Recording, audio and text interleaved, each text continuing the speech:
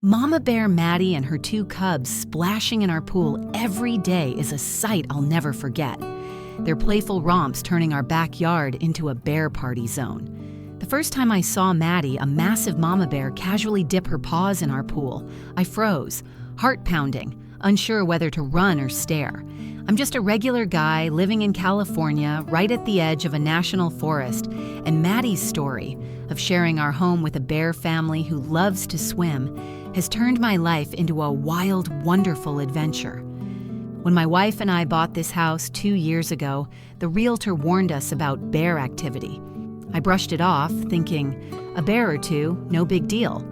But when we moved in, I realized we weren't just near the forest.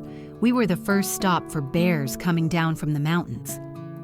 The first couple of weeks, I was terrified. I'd hear a rustle outside and peek through the blinds, expecting a bear to charge. Maddie showed up early on with her cubs, lumbering into our yard like she owned it, and I had no idea what to do. So we learned fast. Keep trash locked, don't leave food out, give them space. But living with a bear family splashing in your pool daily? That's a whole different kind of challenge. Maddie's not like other bears. She's got this mellow vibe, a personality that's hard to miss. She and her cubs love our pool, wading in up to their shoulders, the little ones tumbling and splashing while she lounges like it's her personal spa. We started calling her Maddie because she's so distinct, calm, curious, and totally at home. They'd show up a couple times a week, sometimes just to lounge, other times to do their little patrol. Maddie sniffing around like, "What's up, boo?" while her cubs wrestle nearby. I'd check our cameras and see them sauntering by, and it became normal to say, "Oh, that's just Maddie and the kids." But it wasn't always so chill. Early on, I'd lie awake, worrying they'd get too close or that we'd mess up and scare them off.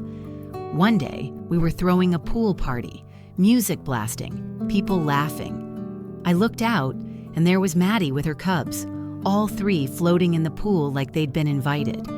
Everyone went quiet, watching them do their slow laps, unbothered by the crowd. It was hilarious, but it hit me. They think this is their home too.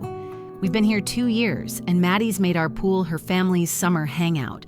I started to love their visits, but then the California wildfires started and everything changed. The fires were brutal, spreading fast, and my stomach churned thinking about Maddie and her cubs. We hadn't seen them for weeks, and I knew bears sleep a lot, especially in hot weather. What if they didn't smell the smoke in time? What if they couldn't escape? I'd check the cameras daily, hoping for a glimpse of their playful pool parties, but the yard was empty. For over a month, I carried this heavy worry, wondering if we'd ever see them again. So I kept busy, helping neighbors prep for evacuations, but Maddie and her cubs were always on my mind. Then, one night, I got a motion alert by the garage. My heart raced as I checked the camera, expecting a raccoon or deer. But there was a bear sniffing around, heading straight for the pool with two smaller shadows trailing behind. I zoomed in, and when I saw her face, those familiar eyes, that calm swagger, and her cubs splashing behind her, I gasped, "It's Maddie!" She dipped a paw in, testing the water like always, her cubs diving in with her, and I felt this rush of relief. They were safe.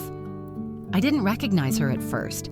She looked thinner, maybe from the stress of the fires, but it was her, 100%, with her cubs still full of spunk.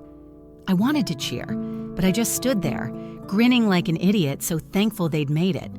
Living with bears wasn't something I ever pictured. When we first moved in, I was scared stiff, jumping at every noise, especially with cubs in the mix. But Maddie's taught me how to coexist. We've learned to respect their space, keep things safe, and let them do their thing. Now I feel special, like we're sharing something rare. Maddie and her cubs aren't just bears. They're part of our life. I remember the first time I saw those cubs, tiny fluff balls tumbling after their mom, splashing in the pool like it was their playground. My wife and I watched from the window, whispering, "They're so adorable." It's moments like that that make it all worth it, but it's not without risks. We've got to stay vigilant. Bears are wild, and one wrong move could change everything. Their daily pool parties are a gift, but they come with responsibility. We've had to bear-proof our place, lock up anything that might attract them, and educate ourselves on what keeps them safe. I worry about their future, especially with more fires or development creeping closer to the forest. But for now, they're here.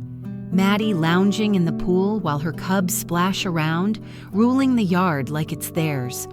Her mellow personality, their playful energy, it's what makes them our bear family. I've grown to love how they just fit into our world, but it's humbling too. They're wild animals and we're just lucky to share their space. Looking back, I'm so glad we didn't let fear stop us from buying this house. If we'd passed it up, we'd never have met Maddie, never seen her cubs, never laughed at their daily pool parties. Those early days of panic feel so far away now.